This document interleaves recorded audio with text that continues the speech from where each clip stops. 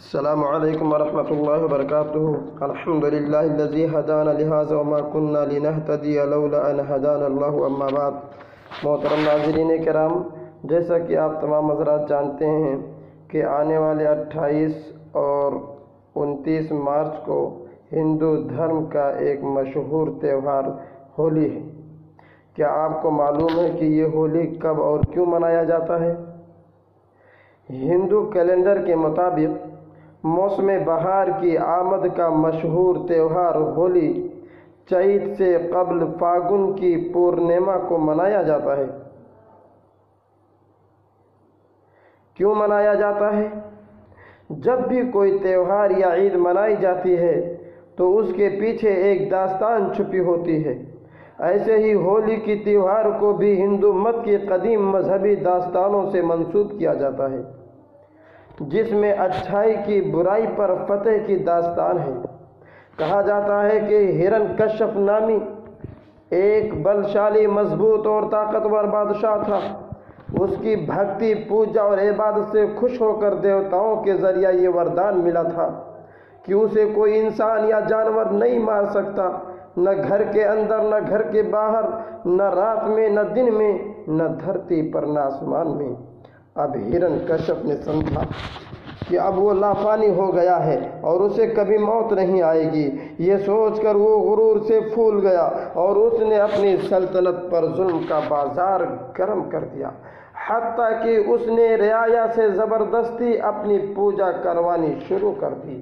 ہرن کشف کے خوف سے سبھی لوگ اسے بھگوان ماننے کے لیے مجبور ہو گئے، لیکن ہرن کشف کا ایک بیٹا تھا جس کا نام پرہلاد تھا۔ اس نے اپنے پتا ہرن کشف کی پوجا کرنے سے انکار کر دیا اور ایک بھگوان ایشور وشنو کا نام جپنے لگا۔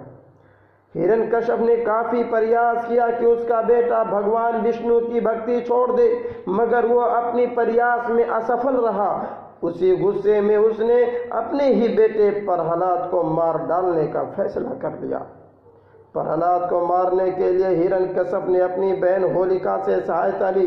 ہولیکا کو بھی بھگوان شیو دوارا یہ وردان پراپت تھا کہ جس میں اسے ایک وستر کپڑا ملا تھا۔ جب تک ہولیکا کے تن پر وہ کپڑا رہے گا تب تک ہولیکا کو کوئی بھی جلا نہیں سکتا۔ ہرن کشف نے ایک ષڑینتر رچا اور ہولیکا کو یہ آدیش دیا کہ وہ پرہلاد کو لے کر آگ میں بیٹھ جائے۔ آگ میں ہولیکا جل نہیں سکتی کیونکہ اسے وردان ملا تھا، لیکن اس کا پتر بیٹا پرہلاد جل کر بھسم ہو جائے گا۔ جب ہولیکا پرہلاد کو لے کر آگ میں بیٹھی تو یہ پرہلاد بھگوان وشنو کا نام لے رہے تھے۔ چنانچہ ایک طوفان آیا اور ہولیکا کے جسم سے لپٹا ہوا کپڑا اڑ گیا اور ہولیکا آگ میں جل گئی اور پرہلاد کو آگ نے چھوا تک نہیں۔ یہ بھی کہا جاتا ہے کہ آخری سانس سے لینے سے پہلے ہولیکا کو اپنی غلطی کا احساس ہو گیا اور اس نے پرہلاد سے معافی مانگی۔ پرہلاد نے اپنی پھوپھی سے وعدہ کیا کہ اس کا نام ہمیشہ زندہ رہے گا۔ کہا جاتا ہے کہ ہولی کا لفظ اسی ہولیکا سے نکلا ہے۔ اس وقت سے لے کر آج تک ہندو دھرم کے لوگ برائی پر اچھائی کی جیت کی خوشی مناتے ہیں اور مختلف رنگوں سے نہاتے ہیں۔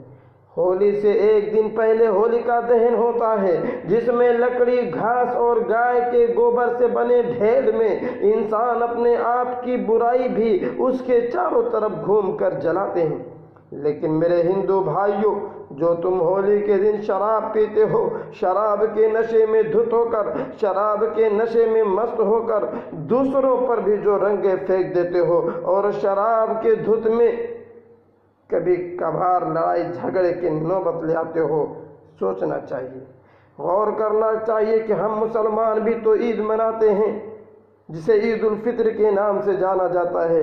ایک ماہ کا روزہ رکھنے اور ماہ رمضان میں تراویح کی نماز کا اہتمام کرنے کے بعد روزہ کی خوشی میں اللہ کی عبادت کے لیے مناتے ہیں۔